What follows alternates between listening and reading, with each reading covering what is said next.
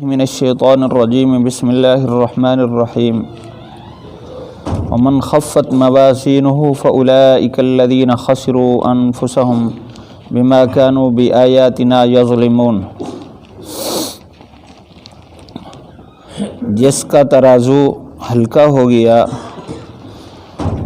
یہ لوگ ہیں جنہوں نے اپنے آپ کو خسارے میں ڈالا ہے اس سبب سے کہ وہ ہماری آیات کے ساتھ ظلم کرتے رہے۔ پچھلی آیت میں اللہ تعالیٰ نے یہ بات فرمائی کہ قیامت کے دن اعمال کا وزن کیا جائے گا اور وزن حق ہے۔ جس کا ترازو نیک اعمال کا بھاری ہو گیا یہ لوگ کامیاب ہیں، جن کا ترازو ہلکا ہو گیا یہ خسارے میں ہیں۔ حدیث شریف میں ہے تفسیر روح المعانی میں کہ جب اللہ تعالیٰ نے ترازو بنایا تو فرشتوں نے مطالبہ رکھا کہ یا اللہ ہم ترازو دیکھنا چاہتے ہیں۔ اللہ تعالیٰ نے ترازو دکھایا تو اس کا ایک پلڑا اتنا وسیع کہ زمین آسمان ساتوں اس ایک پلڑے میں آ جائیں۔ تو انہوں نے کہا یا اللہ اس میں کس چیز کا آپ وزن کریں گے؟ بما توزن فیہا۔ اللہ تعالیٰ نے فرمایا کہ میں جس کو چاہوں گا اس میں تولوں گا۔ یعنی انہوں نے حیرانگی کا اظہار کیا کہ ہر بندے کے جب اعمال نامے اس میں تلیں گے تو بندہ تو چھوٹا سا ہے اور اس کے اعمال بھی چھوٹے سے ہیں، اس کی زندگی بھی مختصر ہے، تو اتنا بڑے میزان کو بنانے کی کیا ضرورت ہے؟ اللہ کے نبی صلی اللہ علیہ وسلم نے یہ فرمایا کہ اللہ تعالیٰ نے اس امت کے اعمال میں اتنی برکتیں رکھی ہیں۔ آپ نے فرمایا الحمدللہ تملأ المیزان، صرف الحمدللہ کہنا وہ اس ترازو کو بھر دیتا ہے۔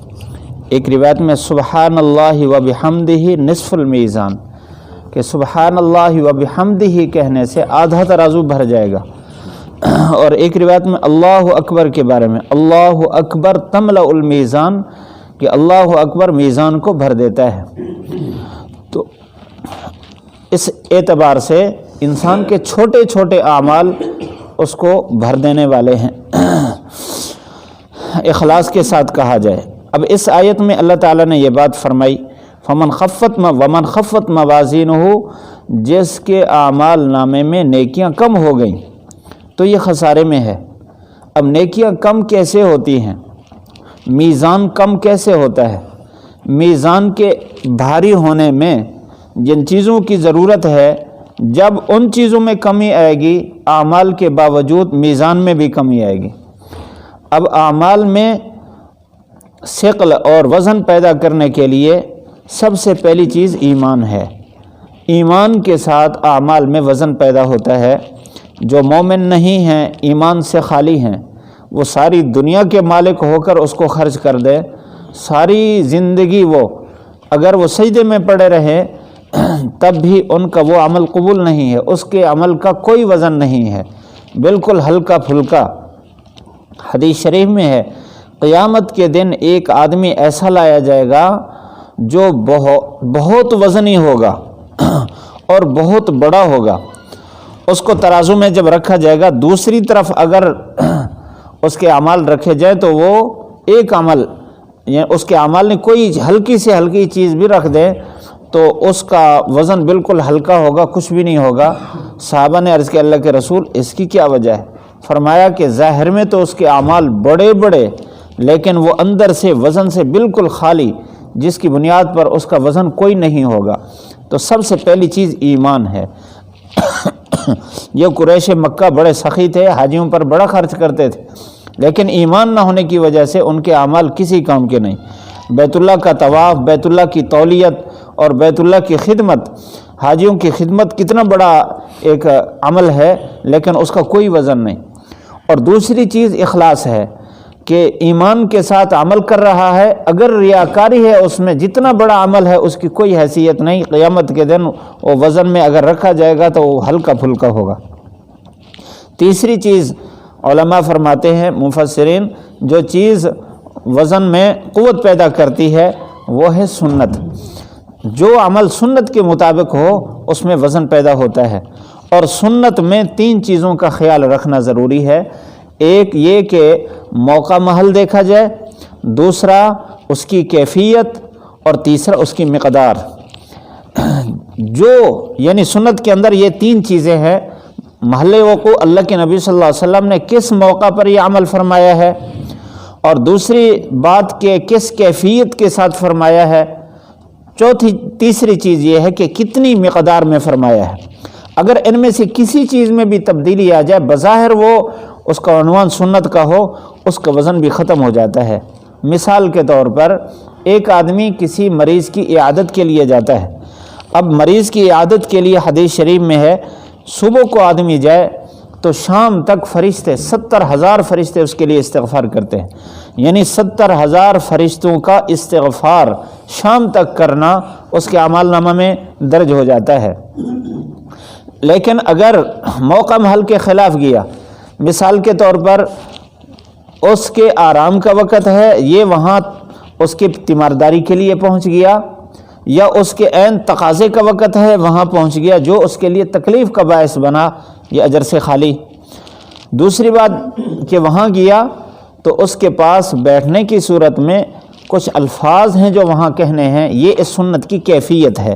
الفاظ کے اس کو تسلی دلانا ہے، جس مرض میں بھی مبتلا ہو اس کو آخرت کا اجر سنایا جائے، اور اس کو زندگی کی امید دلائی جائے، صحت کی امید دلائی جائے کہ آپ کو اللہ تعالیٰ صحت دے دے گا، آپ کو اللہ تعالیٰ لمبی زندگی دے گا۔ وہاں جا کر اگر یوں کہا کہ ہے افسوس، میرے ابا بھی اسی مرض میں مر گئے تھے، میرے دادا بھی اسی مرض میں مر گئے تھے، پتہ نہیں آپ کا کیا بنتا ہے، یہ جو وہاں بیمار پرسی کر رہا ہے یہ الٹا یہ اس کو پریشان کر رہا ہے، تو اپنے عمل کو ضائع کر رہا ہے۔ تیسری چیز مقدار، آپ صلی اللہ علیہ وسلم نے فرمایا کہ مریض کے پاس جاؤ، بہت تھوڑی مقدار بیٹھو، کہ اس کے اپنے تقاضے ہیں، وہ ایک کیفیت میں آپ کے احساس میں، وہ کیفیت میں اپنا آپ کو پابند کیے ہوئے ہیں۔ اب وہ اس نے پاسا پلٹنا ہے، یا اس نے تقاضا کرنا ہے، یا وہ جس کیفیت میں ہے ہر وقت اس کیفیت میں نہیں رہ سکتا، تو اس صورت میں اگر زیادہ بیٹھیں گے خیرخواہی کے جذبے میں تو یہ سنت کے خلاف کر رہے ہیں۔ ہاں اگر آپ کا بیٹھنا اس کے لیے راحت کا باعث ہے، خوشی کا باعث ہے، تعلق ایسا ہے کہ اس کی چاہت ہے کہ میرے ساتھ بیٹھے، تو ایسی صورت میں بیٹھے۔ اب 3 چیزیں ہیں، موقع محل، کیفیت اور مقدار۔ اگر تینوں چیزیں ٹھیک ہیں تو پھر 70,000 فرشتوں کا اجر اس کو ملے گا۔ اگر یہ بات نہیں ہے تو پھر یہ عنوان تو سنت کا ہے، لیکن سنت ان 3 چیزوں سے خالی ہونے کے بعد وزن بھی اس کا ختم ہو جاتا ہے۔ تو بہرحال یہ وزن کو کم کرنے والی، یہ وزنی کرنے والی 3 چیزیں، اور ان میں اگر کمی آئے گی تو پھر عمل وزن سے بھی خالی ہو جائے گا۔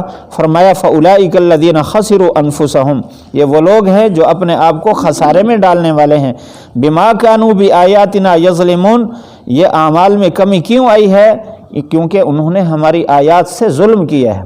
اب آیات سے ظلم میں یہی باتیں ہیں، آیات میں اللہ تعالیٰ کی ذات پر ایمان ہے وہ نہیں ہے تو یہ بھی آیات کے ساتھ ظلم ہے، اور دوسری بات کہ عمل تو ایمان تو ہے لیکن اخلاص سے خالی ہے۔ اب اللہ تعالیٰ تو فرما رہے ہیں فَادْعُوهُ مُخْلِصِينَ لَهُ الدِّينَ، کہ اس کی عبادت کرو کہ خالص اسی کے لیے کرو، اس میں کسی اور کو شریک نہ کرو، یعنی اخلاص۔ تو اخلاص نہ ہوا تو آیات کے ساتھ ظلم ہے، اور اللہ کے نبی صلی اللہ علیہ وسلم کی اطاعت، مکمل اطاعت اللہ تعالیٰ نے اس کا حکم فرمایا ہے۔ اب مکمل اطاعت نہ کی جائے تو ایسی صورت میں بھی آیات کے ساتھ ظلم ہے۔ اگر یہ ظلم ہوا تو پھر انسان کے اعمال نامے میں کمی آ جائے گی۔ ایک روایت میں ہے، ایک صحابی عبداللہ ابن رواحہ رضی اللہ تعالیٰ عنہ، آپ صلی اللہ علیہ وسلم نے ان کو ایک غزوہ کے لیے بھیجا، جمعرات کو آپ بھیجا کرتے تھے۔ آپ نے یہ بھی فرمایا تھا کہ سب سے پہلے زید بن حارثہ رضی اللہ تعالیٰ عنہ وہ جھنڈا پکڑیں گے، وہ شہید ہو جائیں، تو اس کے بعد جعفر طیار پکڑیں گے، وہ شہید ہو جائیں، تو عبداللہ بن رواحہ پکڑیں گے، یعنی باری باری ان کو امیر بھی متعین فرمایا۔ اب آگے جمعہ کا دن آیا، جمعے کے بعد آپ صلی اللہ علیہ وسلم نے دیکھا کہ وہ پھر رہے ہیں عبداللہ بن رواحہ۔ آپ نے پوچھا بھی کیوں پھر رہے ہو؟ انہوں نے کہا کیونکہ آپ نے بتایا تھا کہ اس کے بعد فلاں، اس کے بعد فلاں، آپ نے یہ بھی فرمایا کہ میرے بعد پھر جس کو مرضی دے دیا جائے، تو مجھے خطرہ ہے کہ زندگی میں شاید میرے آخری ایام ہوں، تو میں چاہتا تھا یہ جمعہ آپ کے ساتھ پڑھنے کی فضیلت حاصل کر لوں۔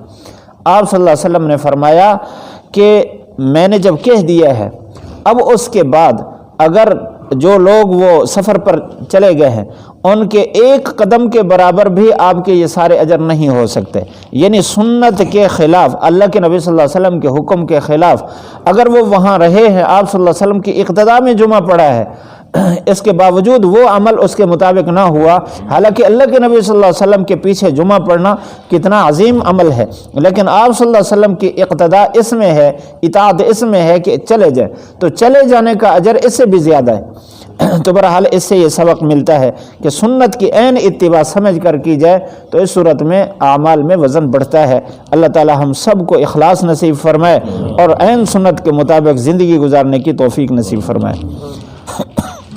ومن خفت موازینہ، جس کا میزان ہلکا ہو گیا، فاولئک، یہ لوگ وہ ہیں الذین خسروا، جنہوں نے خسارے میں ڈالا، انفسہم، اپنے آپ کو، بما کانوا، اس وجہ سے کہ وہ بآیاتنا، ہماری آیات کے ساتھ، یظلمون، ظلم کرتے تھے۔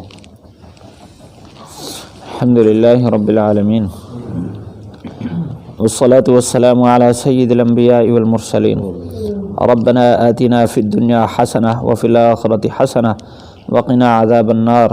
یا اللہ یا رحمن یا رحیم یا ارحم الراحمین، یا اللہ ہم سب کی بخشش فرما، ہم سب کے سارے گناہ معاف فرما، اپنی محبت معرفت، اپنا تعلق قرب نصیب فرما، اپنے نام کی لذت سرور نصیب فرما، ہمیں اخلاص نصیب فرما، ہمارے دل کو اپنی محبت سے پر فرما، زندگی کا ہر کام ہمیں سنت کے مطابق کرنے کی توفیق نصیب فرما، سیکھ کر عمل کرنے کی توفیق نصیب فرما، ہمیں اپنی زندگی کے لمحات قیمتی بنانے کی توفیق نصیب فرما، جو لمحات ضائع ہو گئے یا تیری نافرمانی میں گزرے ہیں، یا اللہ ہم ندامت کے ساتھ توبہ پیش کرتے ہیں، ہماری توبہ قبول فرما، یا اللہ ہمیں خسارے سے بچا، یا اللہ ہمیں اپنی ذات سے ظلم سے بچا، عافیت نصیب فرما، ہمارے ٹوٹے پھوٹے جو اعمال ہوئے قبول فرما، اپنی رحمت سے، اپنے فضل سے اس میں وزن پیدا فرما، یا اللہ اپنے فضل سے اور رحمت سے قبول فرما،